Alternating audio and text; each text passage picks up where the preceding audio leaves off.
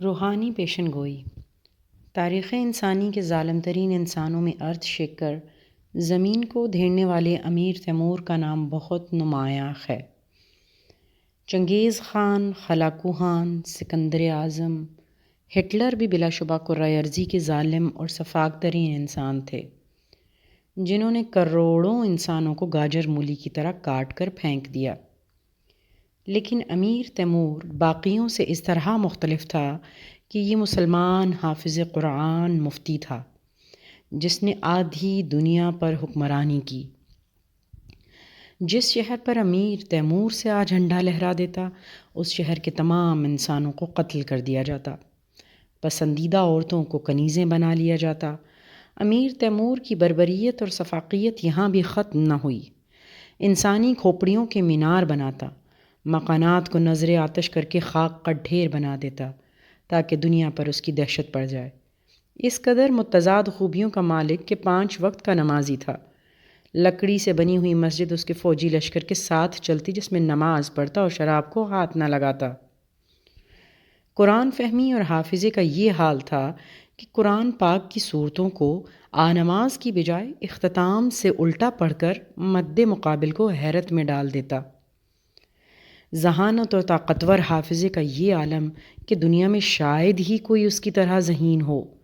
صبح سے شام تک اگر 100 افسران اور سرداروں کو مختلف فرامین جاری کرتا تو ہر فرمان کی زبان پہلے سے مختلف ہوتی تھی۔ اس کو اپنے تمام سرداروں کے نام اور اپنے جاری کردہ فرامین زبانی یاد ہوتے تھے کہ کس وقت کس موقع پر میں نے کس کو کیا فرمان جاری کیا تھا۔ جو اس کے فرمان کی پیروی نہ کرتا اس کو فوری قتل کروا دیتا۔ عجوبہ روزگار یہ شخص 9 اپریل 1336 کو سمرقند سے 80 میل دور شہر قش میں مسلمان گھرانے میں پیدا ہوا۔ بچپن ہی سے غیر معمولی ذہین، چست اور پھرتیلا تھا۔ بچپن سے ہی دونوں ہاتھوں سے یکساں لکھ سکتا تھا۔ جوان ہوا تو دونوں ہاتھوں سے تیرزنی اور نہایت پھرتی سے تلوار چلا لیتا۔ اس کی یہ غیر معمولی خوبی ہمیں اس کی ساری زندگی ہونے والی جنگوں میں نظر آتی ہے۔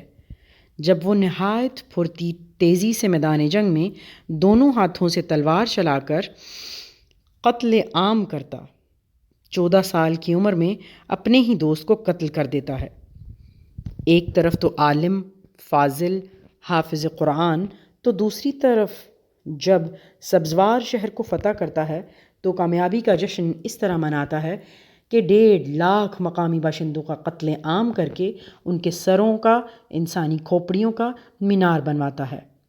مینار بہت بلند اس طرح بنواتا ہے کہ اس میں کھوپڑیاں رکھنے کے خانے بنوا کر ان میں انسانی چربی ڈال کر رات کو چراغ کی طرح جلاتا ہے تاکہ وقت گزرنے کے ساتھ یہ مینار گر نہ پڑے اور انسانی کھوپڑیاں ان سوراخوں سے باہر نہ گر پڑیں۔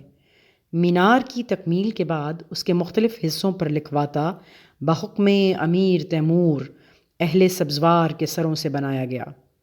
مقصد صرف یہ تھا کہ باقی دنیا پر دہشت پڑ سکے۔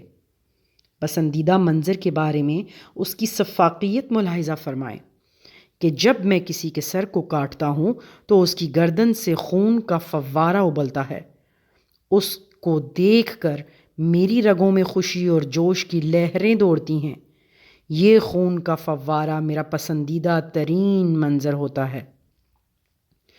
برباد ہوتے شہروں کے گلی کوچوں میں بہت خون، لاشوں کے ڈھیر دیکھ کر خوشی محسوس کرتا۔ یہ تو سفاقی کا عالم، جبکہ دوسری طرف جس شہر پر حملہ کرتا اعلان کر دیتا شہر کے پڑھے لکھے دانشوروں کو عام معافی۔ شہر کے دانشوروں، شاعروں، عالم دین کے ساتھ بیٹھ کر گھنٹوں بحث و مباحثے کرتا، جو پسند آتے ان کو ساتھ لے جاتا۔ تصوف کی مشہور کتاب گلشن راز کا اس قدر شیدا کہ اس کے باشندوں میں سونے کی اشرفیاں تقسیم کرتا۔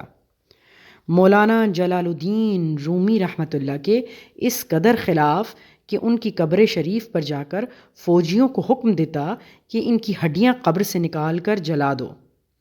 عمراء کے سمجھانے پر اس فعل بد سے باز آیا۔